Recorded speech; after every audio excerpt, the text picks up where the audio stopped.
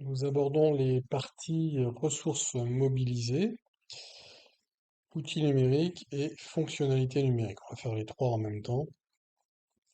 Ce ne sont pas des parties très compliquées à rédiger, il faut simplement savoir de quoi on parle. Donc commençons par ressources mobilisées. Donc les ressources mobilisées, qu'est-ce que c'est? Bien, ce sont les ressources mobilisées pour mener les démarches annoncées, c'est-à-dire pour mener à bien ces démarches. Alors, vous avez peut-être utilisé des ressources comme un catalogue produit de l'entreprise, peut-être une base de données de l'entreprise. Donc, vous citez, vous donnez un petit peu de profondeur à ce que vous dites. C'est une base de données, oui, mais de quoi? De combien de contacts? De quel type de contact? Un catalogue produit avec combien de références? Il faut toujours essayer d'aller un petit peu plus loin. Ça peut être un argumentaire de vente, son cascade que vous avez préparé. Ça peut être d'autres outils d'aide à la vente qui ont été préparés dans le cadre d'une mission un petit peu d'assistant import-export, d'aide aux commerciaux. Ça peut être un ordinateur, ça peut être un téléphone, ça peut être des emails. Bon, sur les emails, on est plutôt sur les outils numériques. Ça peut être des ressources externes à l'entreprise, des sous-traitants. Vous avez fait appel à des sous-traitants. Donc vous allez me lister toutes ces ressources qui ont été utilisées, vous allez réfléchir un petit peu à ce que vous avez réellement utilisé, et vous allez approfondir un petit peu, c'est-à-dire vous allez aller au-delà de juste dire la ressource, hein, encore une fois, l'exemple que j'ai donné, une base de données, d'accord, mais de quel type de contact, de combien de contacts, et puis vous allez me faire tout ça en 5 à 7 lignes maximum. Ça peut faire moins. Si vous avez gagné de la place, voilà, ça peut être ici que vous allez gagner de la place. Mais on a besoin de faire le lien entre les ressources que vous utilisez et l'étape à laquelle vous les avez utilisées. C'est-à-dire vous reliez en fait le numéro d'étape. Hein, on a annoncé des numéros d'étape, étape numéro 1, étape numéro 2, etc. Et là, vous annoncez des ressources. Donc vous avez utilisé une base de données, d'accord, mais lors de quelle étape? Étape 1, étape 2, étape 3. Donc une base de données de 500 clients, de 500 contacts, pardon, lors de l'étape numéro 2, par exemple. Cette base de données, qu'est-ce qu'elle était louée? Elle était construite par l'entreprise? Elle était dans les ressources internes de l'entreprise? Ouais, donc vous approfondissez un petit peu. Pour ce qui concerne les outils numériques, donc, outils numériques, on est sur la rubrique suivante ici. Bon, on va citer les outils numériques utilisés. Alors, c'est particulièrement important cette partie-là pour les fiches qui seraient centrées sur la présentation des outils numériques. Je vous rappelle que vous avez l'obligation d'utiliser, de présenter l'utilisation de deux outils numériques, l'une étant un tableur, l'autre étant un autre outil que le tableur. Donc, outils numériques, vous présentez vos outils numériques utilisés pour mener à bien les démarches annoncées.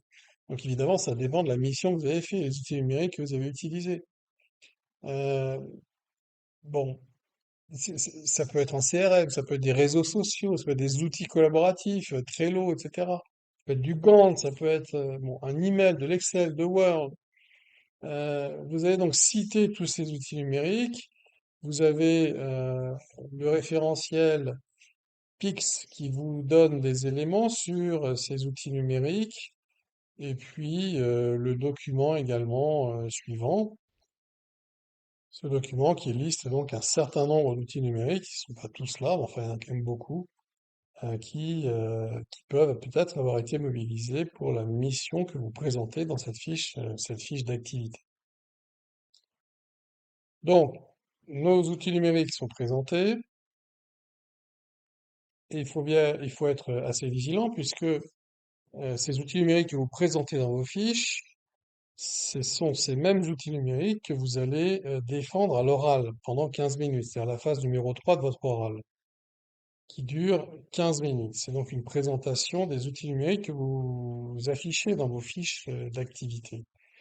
Donc, ne négligez pas cet aspect-là et tous les outils numériques que vous dites avoir travaillé en entreprise, il va falloir pouvoir les montrer sur votre ordinateur le jour de l'oral.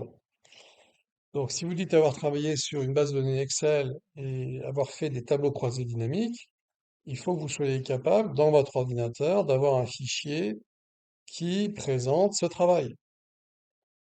Vous serez interrogé sur les bases de données Excel et les tableaux croisés dynamiques, c'est certain.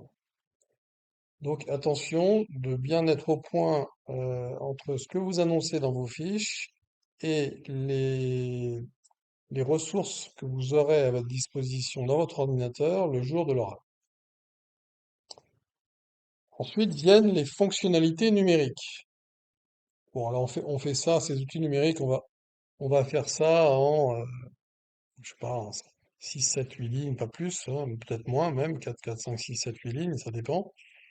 Et on va ensuite parler des fonctionnalités numériques. Alors, les fonctionnalités numériques, c'est quoi? Bah, c'est les fonctions, les fonctionnalités que vous avez utilisées dans les outils numériques que vous avez présentés juste avant.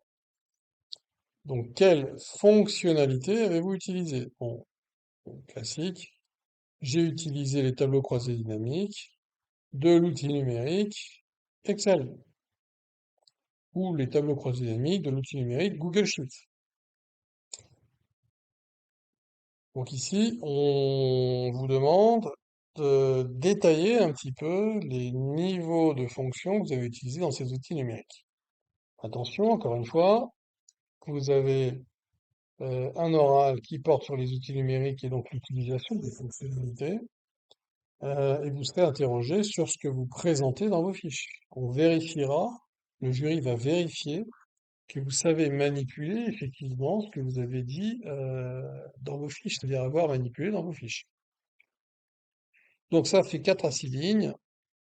Ça veut dire qu'on est sur, ici peut-être, 4-6 lignes, 4-6 lignes, 4-6 lignes. Voilà.